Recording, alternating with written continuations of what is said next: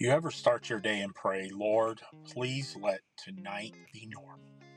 Yeah? Well, don't do that, because apparently God hears that as a challenge. The first couple of rides of the night were great. Then I pick up this guy. He gets in my car, smiles, and says, I'm going to be the passenger you didn't want in your car tonight. I kind of chuckled and laughed, and I said, oh, really? Why is that? And he goes, because I'm dripping wet and your seat is going to be soaked. Sir, that's not the introduction I was hoping for. So I hand him a towel and say, could you maybe just sit on this? Because I'd rather my next passenger not experience you. Thankfully, it was a short ride. The seat survived. It wasn't wet. I looked up towards heaven and I said, Lord, please don't let this be how tonight's gonna go. Big mistake number 2. So next ride, 4 ladies.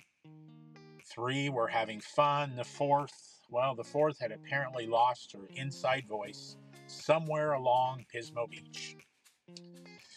Her friends kept saying to her, use your inside voice. And she yelled back, I am using my inside voice.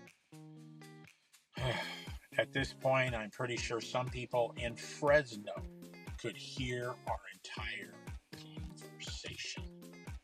And then she kind of leaned forward and asked me, so what do you think about all these rocket launches that we're having? I said, well, they're kind of annoying at times. They make the dogs bark and the house rattle, but overall they're okay. They're fine. Well, she leans forward and in her inside voice said, they're fake. Oh no. Because then it gets to the best part. She says, they're not going to space.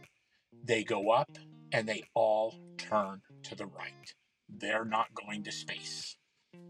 Well, one of her friends quietly says, well, they do that because the earth is round.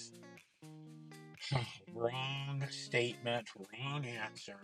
Because for the next 10 minutes of the ride, I got the most passionate explanation of flat earth that I have ever heard in my life. Except, understand, it wasn't just flat.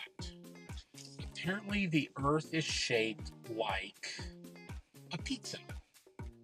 Now she's asking me, what do you think? What do you think? Do you think it's round? Do you think it's flat? Do you think it's a beach ball? Pepperoni pizza? And I chuckled and I look at her friend and her friend looks at me and dead serious, the friend says, don't answer. That was the wisest person in my car all night. Driving Uber has taught me a few things. People don't just get into your car. They bring their whole world with them. Sometimes it's heartbreaking. Sometimes it's hilarious.